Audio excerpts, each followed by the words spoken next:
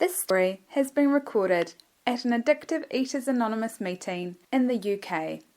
You can email us at contact@aeainfo.org. My name is Anna, I'm an addictive eater. Hi. Yes, lovely to be here, and great to have a solution today.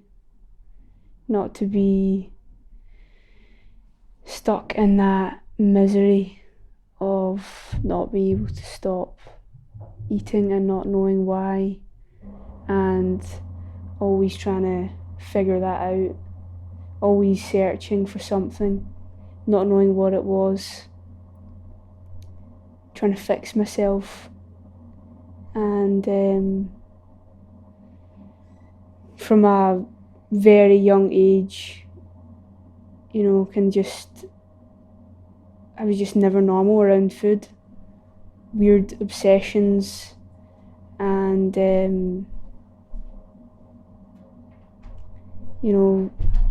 was something in me that just always wanted more, and I was confused around it. It's just me that's like this.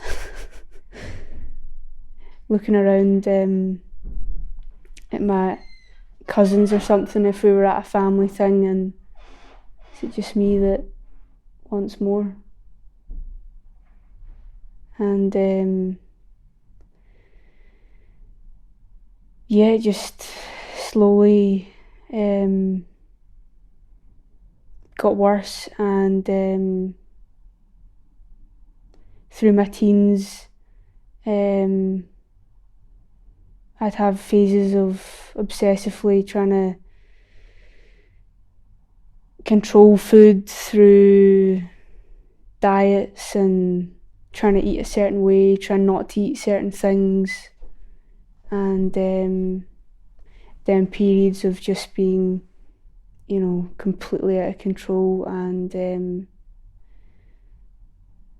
binging obsessively, and then was just, I then wouldn't want to get out of bed, I wouldn't get dressed, and slowly just completely stopped functioning in the world. Once I hit 18, I completely fell out of the profession I was in, and wasn't even getting out of bed in the mornings. The first thing I would think about when I woke up would be going downstairs to get something else to eat, just to fill that pain and hole in the soul. I didn't know what was wrong with me. I thought it was the depression, that's why I ate, and I need to go to a therapist to figure that out, and a doctor, to give me medication to sort it out, and I was just in the grips of a raging addiction.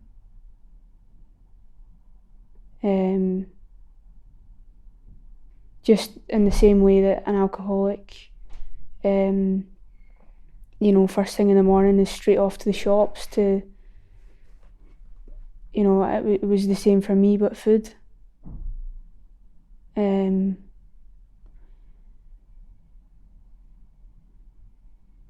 I can remember walking from shop to shop in some of the worst days, in a complete daze. And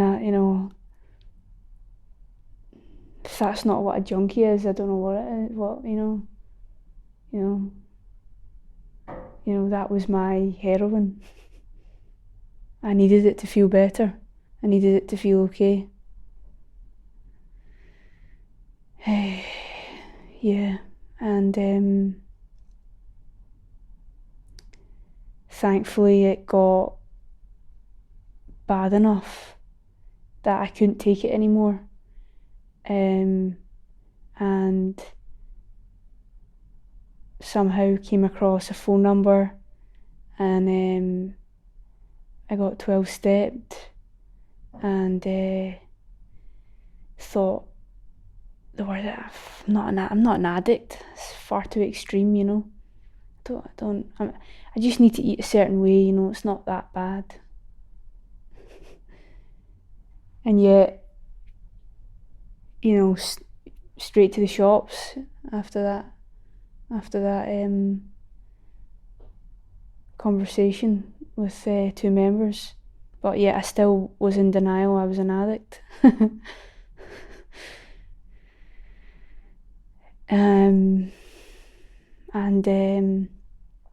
I thought I could control it myself still. And went back out and tried to, you know, it was just sugar that I can't eat. And yet, lo and behold, the same cycle repeated itself. And I knew that I was going to lose my job if I didn't sort out my eating. And yeah, came along to a couple more meetings and just shut my mouth and listened, and stopped trying to figure out the program and the talk of God and a spiritual solution and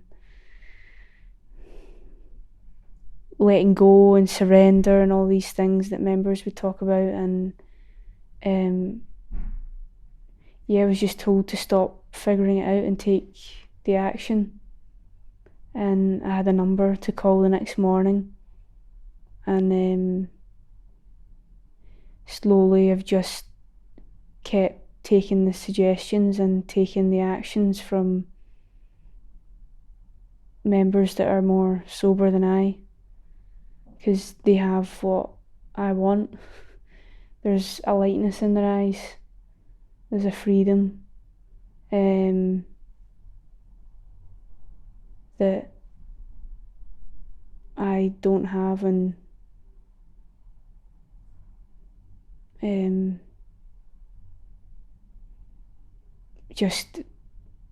should just keep listening to what these people tell me what to do, because when I'm making decisions and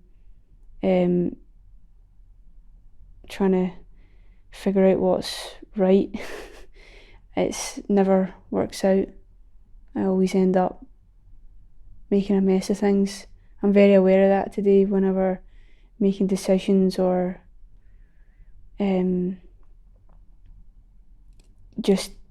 just amazing to have people to speak to about things. What should I do here? How do I manage this situation? So I have no clue. No clue. How do I speak to a manager in work and ask for a couple of days off when I need it, or, you know, how do you manage life? How do I get up and just be a useful, productive person, you know? And